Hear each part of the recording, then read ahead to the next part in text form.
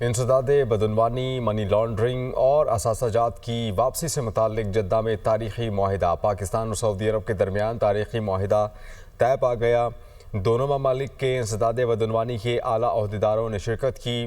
Chairman NAB lieutenant general retired Nazir Ahmed نے معاہدے پر دستخط کیے۔ سعودی عرب کی جانب سے نزاہا کے صدر مازن بن ابراہیم نے دستخط کیے۔